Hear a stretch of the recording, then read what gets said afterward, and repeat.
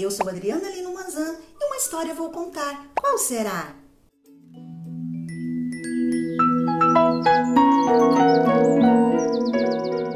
Hoje vamos falar sobre vocação e chamado. Você foi chamado para uma santa vocação. Você foi salvo, escolhido e chamado para uma importante missão. A história que eu vou contar hoje fala sobre a Páscoa, mas também vai falar sobre vocação. O coelhinho que não era de Páscoa, Ruth Rocha. Era uma vez uma família de coelhos de Páscoa. Vivinho era um coelhinho redondo, branquinho e fofinho. Todos na família de Vivinho eram coelhos de Páscoa. Os irmãos de Vivinho diziam que quando crescesse, queriam ser coelhos de Páscoa, como seu pai, seu avô, seu bisavô e seu tataravô. Só Vivinho não dizia nada. Todos perguntavam, todos indagavam. E você, Vivinho, o que você quer ser quando crescer? Vivinho respondia: eu não sei o que eu quero ser quando crescer, mas eu sei de uma coisa: eu não quero ser coelho de Páscoa. O papai de Vivinho se espantava. A mãe de Vivinho escandalizava. Oh, meu filho não quer ser coelho de Páscoa.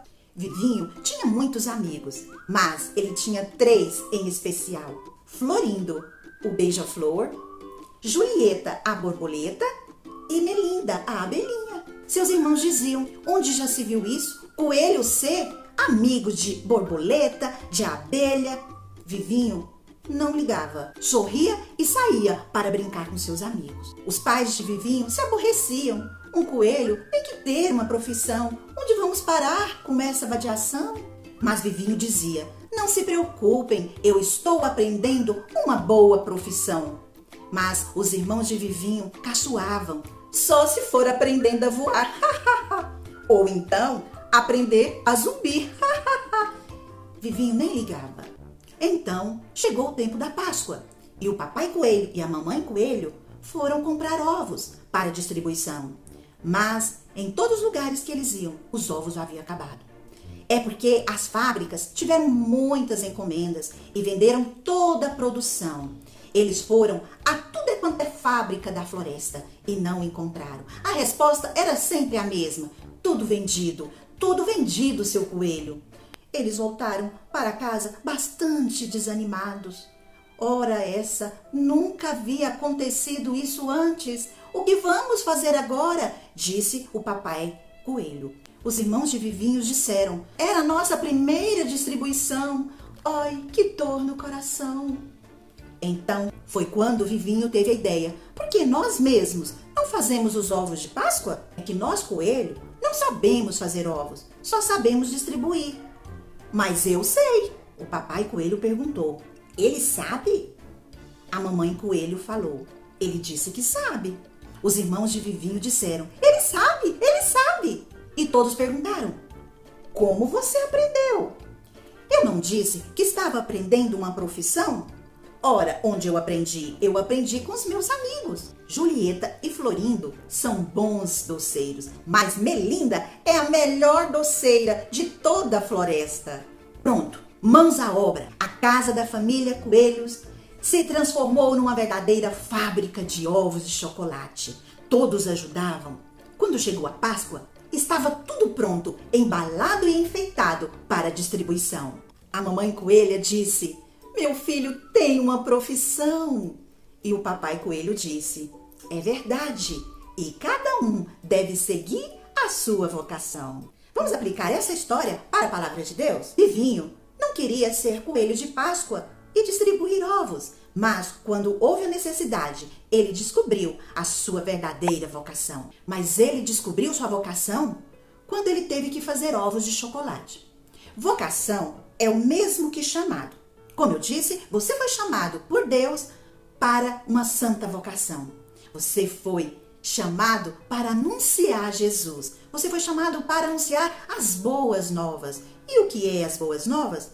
Boas novas significa boas notícias. E a boa notícia é que Jesus veio a este mundo para nos salvar, morreu na cruz, ressuscitou e vai voltar para nos buscar. É isso que você deve anunciar. Vamos aprender um versículo que está na segunda carta a Timóteo, capítulo 1, versículo 9. Deus nos salvou e nos chamou para uma santa vocação. Segundo Timóteo 1, 9. Hoje também quero falar sobre Páscoa.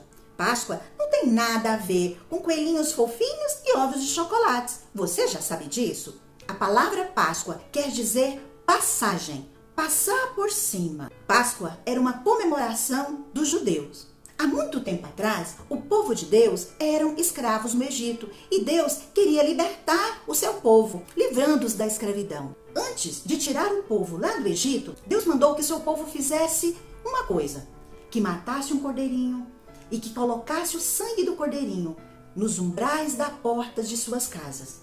Assim, à meia-noite, quando o anjo da morte passasse, ela iria matar o filho mais velho de toda a casa, de toda a família. Mas a casa que estivesse com o sangue do cordeiro nos portais das suas portas, o anjo da morte passaria por cima. E foi assim que aconteceu com o povo de Deus. E o que isso significa? Significa que Jesus, o Filho de Deus, iria morrer no nosso lugar. E o seu sangue nos livraria da morte. E o cordeirinho?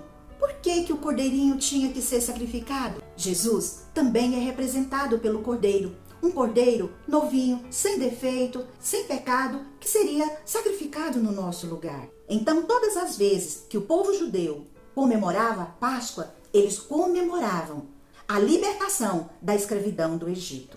Então, Jesus nasceu, foi para a cruz e ressuscitou. Mas antes de Jesus ir para a cruz, ele comemorou a Páscoa com seus discípulos.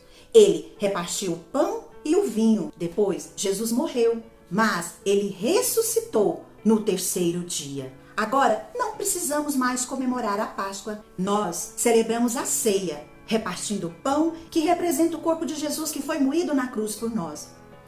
E o suco de uva, que representa o sangue de Jesus que foi derramado na cruz para nos livrar da morte. E nós vamos fazer isso até Jesus voltar, porque assim nós vamos lembrar da morte e vida de Jesus. Siga sua vocação, siga seu chamado, assim seja. Se você gostou dessa história, deixe seu like, se inscreva se você não se inscreveu, compartilhe, siga-nos também no Instagram. Até a próxima!